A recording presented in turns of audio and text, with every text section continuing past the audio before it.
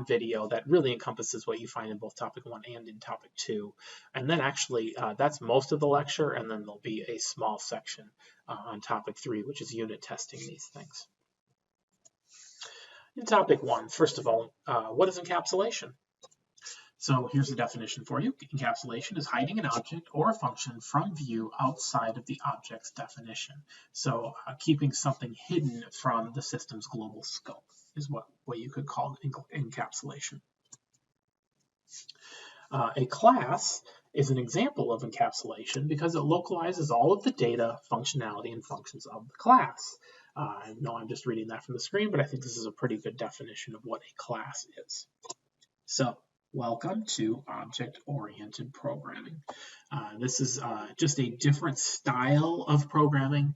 Some languages are more readily apt to be used for object-oriented programming versus others.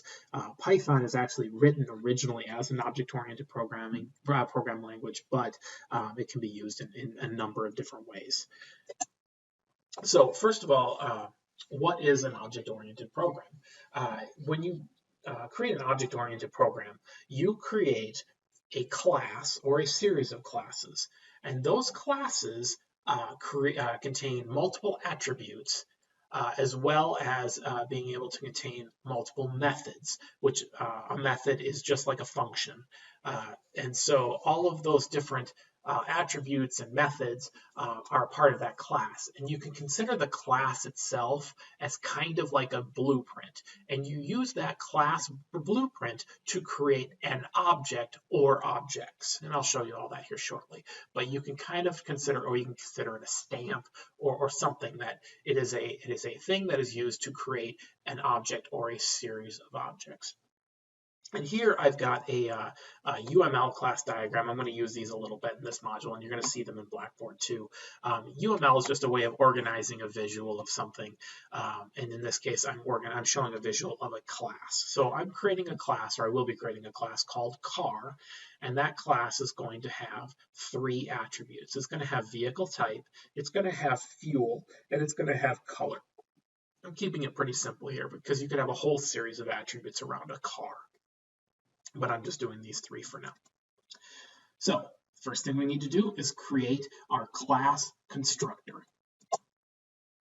And here's my class constructor. So you can see when you're creating a class, it always starts with the word class and then what the class is called. Now, for PEP standards, when you're creating a class, it should be a capitalized word. So, up to this point, we've been doing functions where it's always lowercase with underscores in between them. When you're creating classes, you want to make sure that's uppercase. That's just commonly how it's done. So I give it a name, so it's class car, and then a colon. And then I tab in, just like we see with everything else in Python, and everything underneath that is going to be considered part of that class. Now, there's different sections to a class. I'm going to show you a couple of them here. We'll get into more of them later. But first off, I have this variable I'm creating called purpose, and I give it a value of moving things. It's not really important what the value is here, but this here is what you would call a class attribute. And when I get to creating objects here in a little bit, I will be able to utilize this variable that I've created, this attribute, in any of my objects that I've created. Following that, if you don't have any class attributes, the first thing in your class is typically your init function or your init area of your class. So just like a function, I do def, and you can see it's got those 2 double underscores at the beginning, init, and then 2 underscores. And then everything inside is going to be an attribute of the objects that I will create from the class. Now, first off, it always starts with self. That's just how it is. And then everything after that is another attribute of the class, or of the objects that I'll create from the class. So I got vehicle type, fuel, and color. So all of these things need to then be represented down here. So you can see I've got self.vehicleType equals vehicle type, self.fuel equals fuel, and self.color equals color. This is typically how you would structure this. And you'll see more about it here in a little bit. So I'm going to run this. So now I've created my class. And see, now that I have a class, I can create objects from that class, which is the whole point of creating classes.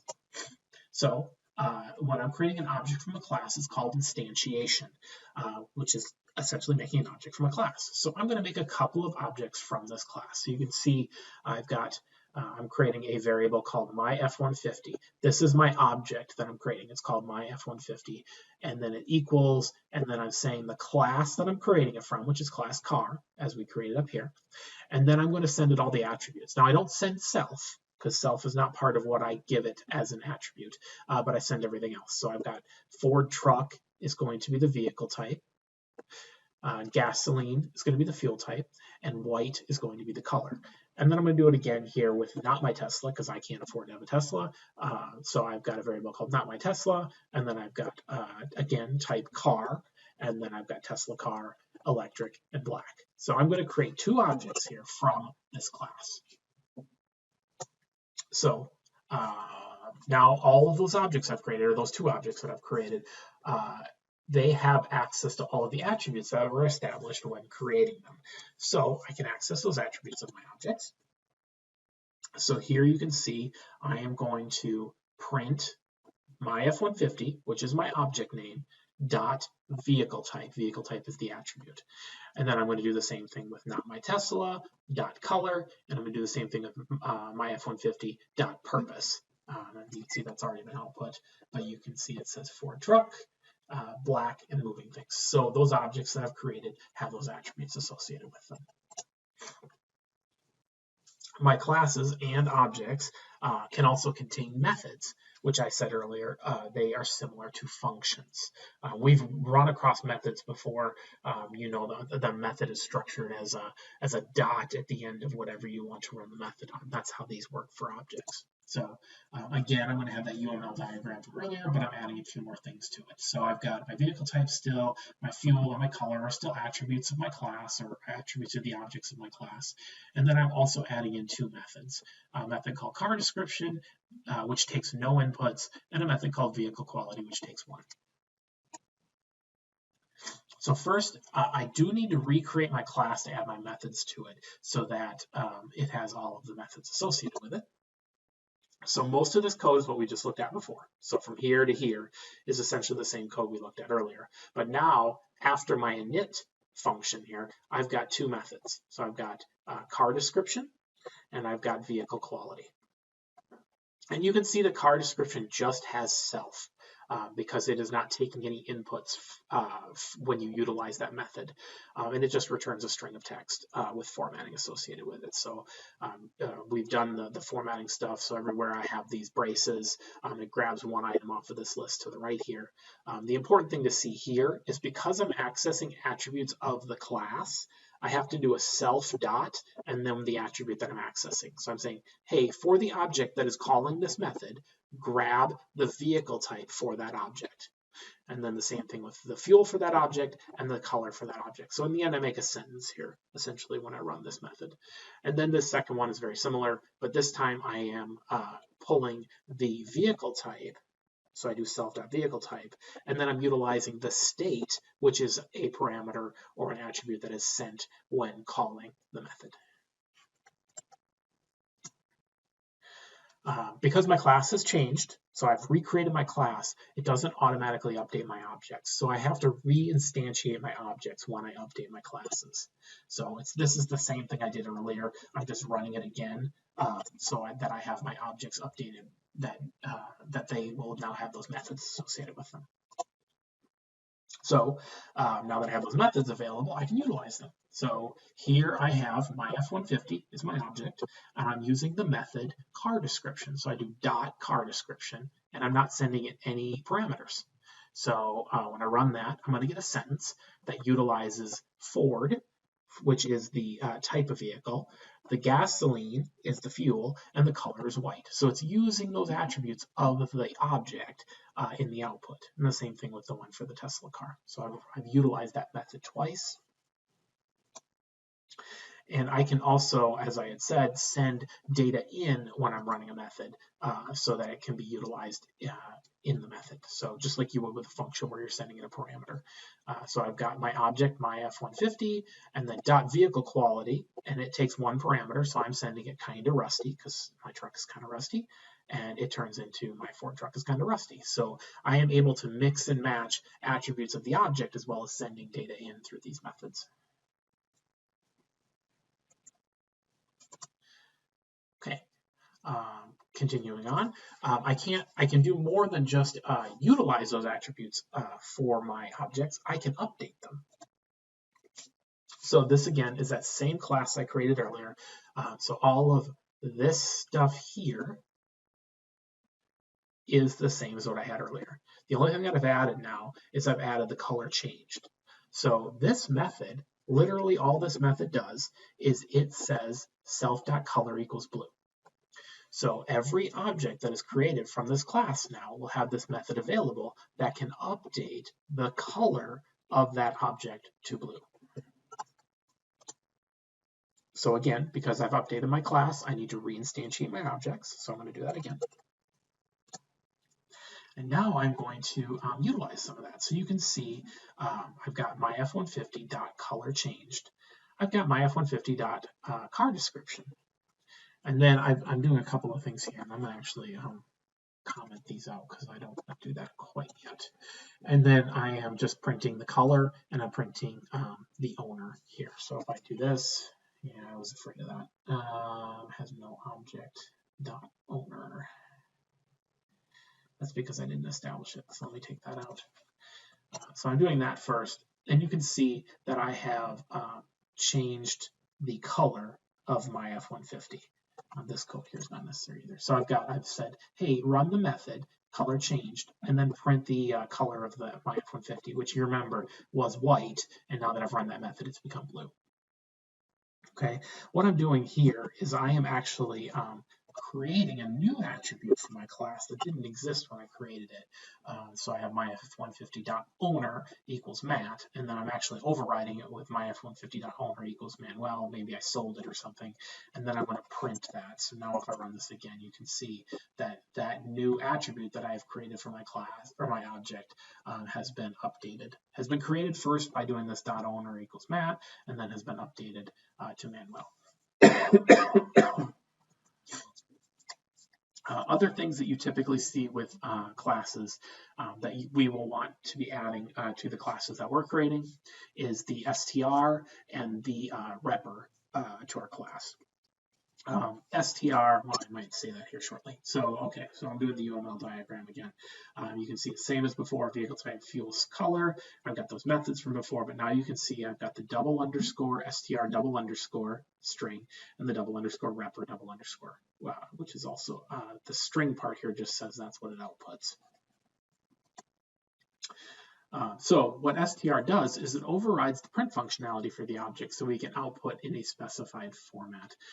When you're using str, it is expected to be something that is user readable. So if someone utilizes your class or utilizes objects from your class and they run an str, they should be able to expect to see something that they can read on their screen comfortably. So here, I'm just showing you my class that I created earlier doesn't have an str set up yet. So when you do print object, so literally print object, all you get is the location of the object in memory. That's not very useful, right? So we can do better than that when we create str, which I'm going to do here shortly. Repr is similar to str, except that it is expected to be very unambiguous about the information of the object. So this isn't something that you're looking for someone to be able to read information about the object. This is for someone to be able to see, okay, this object has 4 attributes. It has a string, it has an integer, it has and 2 floats as the output, and this is specifically the information about it that I need to use or that I need to see as a developer. You can also utilize repr for unit testing because you can create a very structured output and then you can confirm that that output matches in your unit testing. So again, this is that same class as before, so nothing up here has changed. But I've added down here, you can see I've got the str and I've got the repr. And the way I structured this is I'm using f strings. So you can see the str has a nice vehicle type, and then it outputs the vehicle type, fuel type outputs the fuel type, color outputs the color. And down here, repr is a little more, here's the type of the object as well as the actual value of the object. And here's the type of the object, or the attribute, and here's the value of the attribute. Here's the type of the attribute, value of the attribute. So it gives us something very specific that a developer would care about. So I'm going to run this, and then I'm going to, again, instantiate my objects because I have to. And now, well, I've already got the output here, you could see now that I have an str, when I just say print object, print my F-150, I get this nice output that I set up in my str. Instead of just seeing the location in memory, I get something that's actually useful. And then I also did the same thing for print not my Tesla, so you can see that outputs in the same way. And then here's that repr I created for my F-150. You can see it's much more like, here's the class, here's the information, here's the class, here's the information, here's the class. It's unambiguous. It's very obvious what you were looking at. A few other things to know. These things are kind of like, I wouldn't call them corner cases, but just interesting things that you may want to know. Class attributes can be cast as a type. I didn't really do that previously in the presentation, but it can have value. So if someone tries to create an object with the wrong type of a value, you can stop them from creating the object then because it will return a value error. And when you go to create objects, if you do try excepts, that makes it so you can have much cleaner objects created because you know that if somebody tries to create a string where they should have created an integer for an attribute, it won't let them. So here, first I'm creating a class, and in this case, I'm explicitly assigning the attributes. So this is I got class student, I've got a class attribute of DMACC, and then down here I've got my init section where you can see I've got age, credits, GPA, and major. And I am saying self.age equals int age. And then I've got float credits, float GPA, and string major. If someone attempts to create an object that doesn't match these data types, it is not going to let them do that. And then I've also got my str in here because it's good to have that with some information. So first I'm going to create a working object just to show everything works fine. So you can see here's my object called Matt. He is a type student, and here's the information for him. And then I'm going to print out Matt because I have my str set up. You can see that I get some useful information out here. Okay, great. But on this one, I am going to try to create an object that has the wrong data type. So it won't let me create the object. So John equals type student. John is an object of type student, and all of these things are obviously wrong because of the data types. And then I try to print John, I'm not going to get to because I'm going to get an error because I am not utilizing the correct data type. Now, if I did a try and accept, I could give the user a much better output saying, hey, something went wrong with the way you tried to create this object. Go ahead and try again. You know, I could be a little more helpful to the user than just the ugly value error screen. Okay, even though this is a Python weirdness, even though class and object attributes are encapsulated, you can get away with editing them from the global scope. This is another one of those things in Python where I say, hey, you can do it, but it's not always best practice to do some of these things. So you can see here, I created that object Matt earlier. I can edit the attributes directly. This is probably okay to do. Instead of using a method that updates it, I could get away with just directly updating it. So you can see, I think Matt had a GPA of 3.99. I'm just saying, hey, Matt.GPA, which is the attribute, is now 3.2. And then I can say, hey, Matt.Major is now architecture, which I know nothing about. And then I'm going to reprint it. And you can see that the object has been updated to have a GPA of 3.2 and a major of architecture. So you can directly, within the global scope, edit object attributes. That's not always something you can do in other programming languages. Class attributes can also be changed, and this is where I would say you would have to be super careful about doing something like this, because if you change a class attribute, any object that is created from that class, that attribute will also be changed in those objects. It's not like where I've had to reinstantiate things. This is something that happens immediately. So if I go here, I've got student.school, which we know is DMACC. I'll print that out. And I have an object called Matt, and it will also say DMACC because Matt's class attribute of school equals DMACC. But I can change student, so this is the class name, .school, I can change it to of rock. And then if I reprint the class attribute as well as the object attribute, you're going to see that they're both updated. So by changing the class attribute, I have immediately affected all of the objects created from that class. So you could see that you might have a larger splash radius than you expect when you start messing with class attributes like that. Okay, so as I said earlier, I don't really have anything for topic 2. It's just a continuation of topic 1. There was just so many things in topic 1 it needed to be split out.